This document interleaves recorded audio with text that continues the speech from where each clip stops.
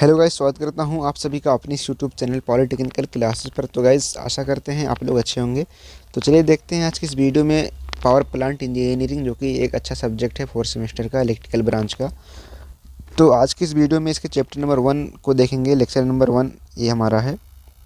और इसके पहले के वीडियो में हमने इसके सिलेबस के बारे में बता दिया था। तो उस वीडियो को देख लीजिए सिलेबस, क्योंकि देखना आपके लिए बहुत ज़रूरी है, क्योंकि हम सिलेबस के अकॉर्डिंग ही आपको चीज़ें बताने वाले हैं। यहाँ पे जो भी सिलेबस आपके बीटीपी के द्वारा दिए गए हैं, जो भी कंटेंट है उसी के द्वारा आपको पढ़ाने वाले हैं। और इसको क्या करिए, एक नोटबुक ले लीजिए, नई वाली कापी ले लीजिए, नई कापी। और इसमें क्या करना है, सिलेबस को अपने फर्स्ट वाले पेज पर सारे सिलेबस को लिख लेना, सारे चैप्टर को अच्छे से, क्योंकि उसी के अकॉर्डिंग आपकी तैयारी कराई जाएगी। और देखिए, अगर इस चैनल को अभी तक आपने सब्सक्राइब नहीं किया है तो सब्सक्राइब कर लें। और क्या करना है, अपने दोस्तों में शेयर भी कर दें, ताकि वो भी इस चैनल के बारे में जानें और अपनी प्रिपरेशन को अच्छे से कर पाएँ। और टेलीग्राम भी ज्वाइन कर लीजिए, ताकि वहाँ से आपको PDF मिल जाए। इसी नाम से, चैनल के नाम से टेलीग्राम भी चल रहा है चैनल। तो चलिए देखते हैं यहाँ पे आपका जो फर्स्ट चैप्टर है पावर जनरेशन। तो देखिए, आपके जो फर्स्ट चैप्टर में जो फर्स्ट टॉपिक दे रखा है वो है मेन सोर्स ऑफ एनर्जी। तो मेन सोर्स ऑफ एनर्जी का मतलब ऊर्जा के मुख्य स्रोत। तो ऊर्जा के मुख्य स्रोत क्या होते हैं, कितने प्रकार की आपकी ऊर्जा होती है, इस टॉपिक में आप पढ़ेंगे सारी चीज़। तो देखिए, हम आपको बता दें यहाँ पे कि जो ऊर्जा के मुख्य स्रोत हैं मेनली 2 टाइप से होते हैं। फर्स्ट हमारा है परंपरागत ऊर्जा के स्रोत। फर्स्ट आपका है परंपरागत ऊर्जा के स्रोत। अगर हम दूसरे की बात करें तो अपरंपरागत ऊर्जा के स्रोत हैं। तो ये आपके 2 टॉपिक हैं, मतलब 2 टाइप की आपकी ऊर्जा मेनली हैं। और जितनी प्रकार की ऊर्जा होती है, जैसे कि जल ऊर्जा हुई, पवन ऊर्जा हुई, या फिर डीजल, पेट्रोल, मिट्टी का तेल, तो ये सारी ऊर्जा इन्हीं 2 स्रोतों में आती हैं। जैसे कि अगर हम बात करें परंपरागत ऊर्जा के स्रोत की, तो देखिए यहाँ पे हमने वही चीज़ समझाया है, सारी चीज़ आपको वही चीज़ पढ़ना है यहाँ पे। देखिए, परंपरागत ऊर्जा के स्रोत, जिसको इंग्लिश में बोलते हैं कन्वेंशनल एनर्जी सोर्स। तो देखिए, परंपरागत ऊर्जा के स्रोत क्या होते हैं, तो आपको बताते चलें कि ऐसे स्रोत जिनको हम दोबारा से प्राप्त नहीं कर सकते, यानी कि ऐसी ऊर्जा जिसको आप दोबारा प्राप्त नहीं कर सकते हैं, दोबारा से नहीं प्राप्त कर सकते हैं, नहीं प्राप्त कर सकते हैं। कौन सी ऊर्जा कहलाएगी? परंपरागत ऊर्जा कहलाएगी। तो देखिए, अब ऐसी ऊर्जा कौन कौन सी होती है, तो ऐसी ऊर्जा जो आपकी होती है, जैसे कि डीजल हो गया, लकड़ी हो गया आपकी, और कोयला हो गया। तो देखिए, ये सब जो ऊर्जा होती हैं प्रकृति के द्वारा प्राप्त होती हैं, और ये सब देखिए एक टाइम के बाद समाप्त होने वाली हैं, और इन्हें दोबारा से प्राप्त कर पाना असंभव है। तो देखिए, यहाँ पे वही चीज़ लिखा भी गया है कि इस प्रकार के ऊर्जा के स्रोत मूल रूप से प्रकृति में पाए जाते हैं, इन्हें परंपरागत ऊर्जा के स्रोत कहते हैं। और देखिए, यहाँ लिखा भी गया है कि ऐसे स्रोत जिनकी पुनरावृत्ति संभव ना हो, उन्हें परंपरागत ऊर्जा के स्रोत कहते हैं। तो पुनरावृत्ति का क्या मतलब है, कि पुनरावृत्ति का मतलब ये है कि कोई भी ऐसी चीज़ जिसे दोबारा प्राप्त कर सकें, कोई भी ऐसी चीज़ जिसे दोबारा से प्राप्त कर सकें, वो हमारा क्या कहलाता है? पुनरावृत्ति कहलाता है। तो जिसे दोबारा से प्राप्त कर सकें वो चीज़ हमारा पुनरावृत्ति है। तो जो परंपरागत ऊर्जा के स्रोत हैं उसे हम दोबारा से नहीं प्राप्त कर सकते हैं, मतलब इसकी पुनरावृत्ति संभव नहीं है, अतः इन्हें हम परंपरागत ऊर्जा के स्रोत कहते हैं। तो ये आपको आशा करते हैं समझ में आया होगा। और देखिए, इसके एग्जाम्पल हैं डीजल, पेट्रोल, कोयला, मिट्टी के तेल, और भी सारे एग्जाम्पल हैं इसी प्रकार से। कह सकते हैं आप, क्या कहते हैं, डीजल हो गया, पेट्रोल हो गया, कोयला हो गया, मिट्टी का तेल हो गया, लकड़ी ले लीजिए। तो सारे एग्जाम्पल, बहुत ढेर सारे एग्जाम्पल आपको याद होंगे। तो देखिए, यहाँ पे अगर हम बात करें, जो आपका एक सब्जेक्ट है आपका एनर्जी कंजर्वेशन नाम से, तो एनर्जी कंजर्वेशन में आप यही चीज़ पढ़ेंगे कि किस प्रकार से हमें ऊर्जा को संरक्षित करना है। तो इन्हीं सब जो ऊर्जा है, डीजल, पेट्रोल, कोयला, मिट्टी का तेल, इन सब ऊर्जा को किस प्रकार से हम संरक्षित कर सकते हैं, क्या नियम भारत सरकार ने बना रखे हैं, उस चीज़ को आप इस सब्जेक्ट में पढ़ेंगे। और इसकी भी क्लास हमने स्टार्ट कर दी है, तो आप जा करके आज प्लेलिस्ट में इसकी क्लास भी देख सकते हैं अच्छे से। तो चलिए बढ़ते हैं आगे के टॉपिक की तरफ। तो हमारा हो गया परंपरागत ऊर्जा के स्रोत क्या होते हैं, डिफिनेशन भी हो गया, एग्जाम्पल भी हो गया। अब देखिए, इसमें ईंधन आपको पढ़ना है। तो ईंधन क्यों पढ़ना है यहाँ पे, क्योंकि देखिए, आपका जो सब्जेक्ट है पावर प्लांट इंजीनियरिंग, क्या है? PPE। तो पावर प्लांट इंजीनियरिंग, बहुत सारे आप पावर प्लांट के बारे में पढ़ेंगे। और पावर प्लांट चलता किससे है दोस्तों? ईंधन से चलता है। क्योंकि अगर ईंधन आप नहीं पढ़ेंगे तो कैसे आप इस पावर प्लांट को अच्छे से समझ पाएंगे। तो इसीलिए ईंधन को भी समझना बहुत ज़रूरी है। तो देखिए ईंधन क्या होता है, आपने पढ़ा होगा फर्स्ट ईयर में केमिस्ट्री में कि ईंधन वह रासायनिक पदार्थ है जो जलने के बाद ऊष्मा और प्रकाश उत्पन्न करता है, इस प्रकार से पढ़ा होगा। तो ठीक उसी प्रकार से यहाँ भी आप पढ़ेंगे कि ईंधन वह रासायनिक पदार्थ है जिसके दहन के पश्चात ऊष्मीय ऊर्जा में परिवर्तित हो जाता है या फिर ऊष्मीय ऊर्जा उत्पन्न होती है, ईंधन कहलाते हैं। तो अब देखिए ये रासायनिक पदार्थ क्यों है, ईंधन जो है हमारा रासायनिक पदार्थ क्यों है, क्योंकि देखिए जब ये जलता है, जलने के बाद क्या होता है कि ईंधन के दहन के पश्चात कार्बन, हाइड्रोजन, सल्फर आदि गैसें के अवयव जो होते हैं प्राप्त होते हैं हमें। तो जब कार्बन, हाइड्रोजन, सल्फर ये सारे अवयव प्राप्त हो रहे हैं तो मतलब जाहिर सी बात है ये कोई रासायनिक पदार्थ ही रहा होगा, तभी तो कार्बन, हाइड्रोजन, सल्फर आदि गैसें हमें मिल रही हैं।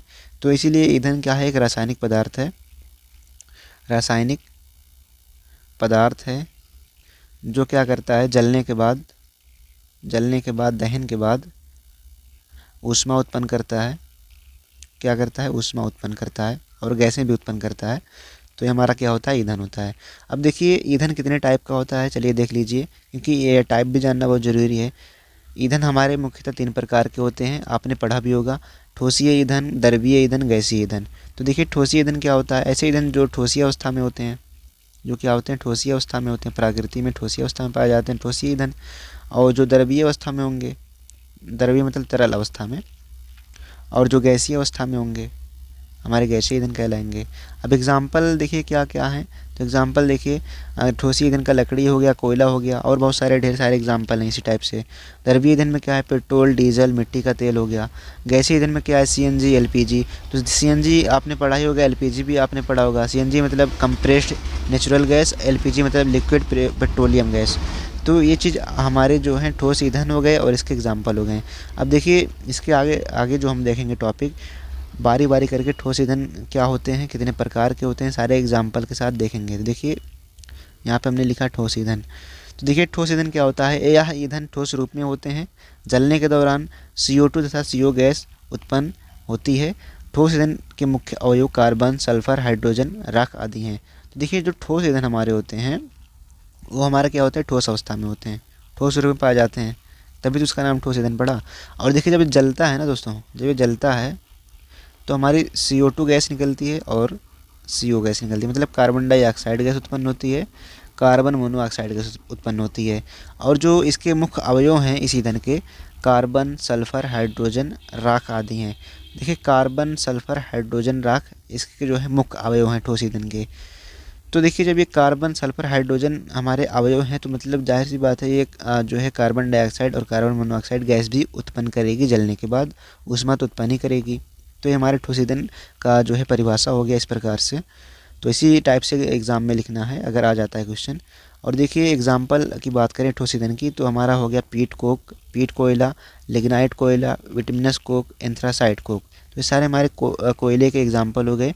और देखिए ये लकड़ी भी होता है, तो लकड़ी को यहाँ पे पढ़ना नहीं है हमें, लकड़ी को क्या करना है यहाँ पे नहीं पढ़ना है, क्योंकि पीट Coke, lignite Coke, vitamins Coke, anthracite Coke इन्हीं को डिटेल में पढ़ना है। लकड़ी इसलिए नहीं पढ़ना क्योंकि जो हमारा पावर प्लांट इंजीनियरिंग जो सब्जेक्ट है, बहुत सारे पावर प्लांट के बारे में आप पढ़ेंगे तो किसी चीज़ में लकड़ी का बहुत खास यूज नहीं होता है। तो इसीलिए कोयले का यूज होता है, अगर मान लीजिए बिजली उत्पन्न करनी है तो हम कोयले का यूज करते हैं खासकर। तो इसीलिए यहाँ पे कोयले के बारे में जानना है डिटेल में। देखिए हमारा जो पहला जो एग्जांपल था पीट कोक, उसके बारे में देखेंगे, फिर इसका देखेंगे लिग्नाइट कोक, फिर इसके बाद बिटुमिनस कोक, एंथ्रासाइट कोक बारी बारी देखेंगे। देखिए जो हमारा पीट कोयला होता है क्या होता है, तो देखिए जो पीट कोयला होता है सबसे निम्न क्वालिटी का होता है, इसके जो गुण होते हैं सबसे निम्न क्वालिटी के होते हैं। इसमें कार्बन की मात्रा 50 से 60% होती है, कार्बन की जो मात्रा होती है 50 से 60% होती है। और ये जलने के बाद क्या होता है, अधिक मात्रा में धुआं तथा राख उत्पन्न करता है। तो देखिए जब ये इसकी जो क्वालिटी होगी निम्न होगी तो मतलब क्या है 50 से 60% इसमें कार्बन होगा, और जब जलेगा तो धुआं और राख जो है अधिक मात्रा में उत्पन्न करेगा। और दूसरी बात यहाँ पे अगर हम बात करें, यह जीवाश्म से प्राप्त होता है, या जीवाश्म ईंधन से प्राप्त किया जाता है, ऐसे भी आप कह सकते हैं। जीवाश्म का मतलब ये है कि कुछ चीज़ें जो होती हैं जैसे कि आपके जो तमाम चीज़ें मतलब जो होती हैं वो चट्टान की जब दब जाती हैं, खरपतवार हुआ या फिर और कुछ भी हुआ, अपशिष्ट पदार्थ जो होते हैं आपके, वो सब जो है चट्टान के नीचे जब दब जाते हैं तो आप क्या करते हैं, कोयले में बदल जाते हैं। तो ये जीवाश्म का मतलब यही होता है यहाँ पे। और देखिए इसमें आर्द्रता यानी कि नमी अधिक होती है। आर्द्रता अधिक होने के कारण इसको उपयोग में लाए जाने से पहले सुखाया जाता है। मतलब कहने के यहाँ पे ये है कि इसमें जो है इस वाले कोयले में, पीट कोयले में आर्द्रता अधिक होती है, और आर्द्रता अधिक होने से उपयोग में लाने से पहले हम क्या करते हैं, इसे पहले सुखाते हैं। तो इसको हम सुखाते हैं और तब इसके बाद उपयोग में लाते हैं। और देखिए जो कोयले की अगर हम बात करें, गुणवत्ता का जो पता लगाया जाता है कार्बन की मात्रा से ही पता लगाया जाता है। जैसे कि इसमें 50 से 60% कार्बन है, 50 से क्या है 60% कार्बन है, मतलब ये निम्न क्वालिटी का कोयला है। तो कार्बन की मात्रा से ही जो है कोयले की गुणवत्ता का पता लगाया जाता है। तो अगर पीट कोयला आता है एग्ज़ाम में तो ऐसे ही लिखना है। बाकी देखिए लिग्नाइट कोयला क्या है, तो लिग्नाइट कोयला यहाँ पे बता दें कि यह जो कोयला होता है पाउडर के रूप में पाया जाता है, और इसमें जो कार्बन की मात्रा होती है 60 से 70% होती है। इसमें आर्द्रता तथा राख की मात्रा अधिक होती है, और यह भूरे रंग का होता है। तो जो लिग्नाइट कोयला होता है आपका 60 से 70% क्या होता है, 60 से 70% क्या होता है, कार्बन की मात्रा होती है। इसके पहले वाले में था 50 से 60% कार्बन की मात्रा। पीट कोयले में क्या था, 50 से 60% कार्बन की मात्रा, जबकि लिग्नाइट में क्या है 60 से 70% कार्बन की मात्रा। तो ऐसे आपको याद रखना है। और यह पाउडर के रूप में पाया जाता है। इसमें आर्द्रता भी ज़्यादा होती है, राख की मात्रा भी अधिक होती है, और यह भूरे रंग का होता है। तो ये इतनी चीज़ें आपकी हो गई लिग्नाइट कोयले की। और देखिए जो आपका और एक कोयला है जिसका नाम है बिटुमिनस कोयला, तीसरे नंबर वाला। अब ये क्या होता है, देखिए इसमें जो होता है कार्बन की जो मात्रा होती है 70 से 80% पाई जाती है। इसे मुलायम कोक के नाम से जानते हैं, इसे नर्म कोक के नाम से भी जानते हैं। जलते समय इसकी फ्लेम हल्के पीले रंग की होती है। तो जब ये बिटुमिनस कोयला जो होता है इसमें 70 से 80% क्या होता है, कार्बन पाया जाता है, और यह जब जलता है तो पीले रंग का होता है, हल्का पीले रंग का होता है। तो ये इतनी बातें इसमें लिखनी है। और देखिए आपको बता दें कि ये जो बिटुमिनस कोयला है हमारे भारत देश में यही कोयला सबसे ज़्यादा पाया जाता है। ये कोयला क्या पाया जाता है, सबसे ज़्यादा हमारे देश में पाया जाता है बिटुमिनस कोयला। और देखिए आगे एक जो कोयला है हमारा जिसका नाम एंथ्रासाइट कोयला, जो कि ये जो होता है बहुत ही उच्चतम प्रकृति का कोयला है। तो देखिए यह कोयला कठोर तथा चमकदार होता है। इसमें कार्बन की मात्रा 85% अधिक होती है। 85% से अधिक जब कार्बन की मात्रा है तो मतलब इसकी जो गुणवत्ता होगी बहुत ही अच्छी होगी। और देखिए कठोर होने के कारण यह धीरे धीरे जलता है, और धीरे धीरे जलने के कारण भट्टी के तापमान को अधिक देर तक उच्चतम बनाए रखता है। तो देखिए जब ये कोयला कठोर है हमारा, ये जो कोयला है हमारा कठोर है, तो ये क्या होगा, बहुत ही धीरे धीरे जलेगा। और जलने के साथ साथ क्या होगा, जो भट्टी का तापमान होगा, जिस भट्टी में इस कोयले का यूज करेंगे उसका जो तापमान होगा स्थिर बनाए रखेगा, मतलब बहुत देर तक उच्चतम बनाए रखता है। तो ये कोयला जो होता है हमारे देश में बहुत कम पाया जाता है। ऑस्ट्रेलिया कनाडा देशों में बहुत ही ज़्यादा पाया जाता है यह कोयला। और देखिए यह कोयला जो होता है सबसे उच्चतम प्रकृति का होता है, मतलब यह कोयला सबसे अच्छा माना जाता है, हम ऐसे भी कह सकते हैं। तो देखिए हम जो अपने देश में जो कोयला यूज़ करते हैं एंथ्रासाइट कोयला जो है बाहर के देशों से मंगाते हैं। और जो बिटुमिनस कोयला होता है, एंथ्रासाइट कोयला और बिटुमिनस कोयला का जो है कुछ अनुपात यूज करके जो है हम जो है भट्टी में उपयोग करते हैं और बिजली का उत्पादन करते हैं। एंथ्रासाइट कोयला हमारा यह हुआ। तो इन दोनों का जो है अनुपात कुछ लेते हैं और इन्हीं का अनुपात जो है मिला करके भट्टी में यूज करते हैं। और जितनी देखिए भट्टियाँ होती हैं सब ऑस्ट्रेलिया और कनाडा से भट्टियाँ मंगाई जाती हैं।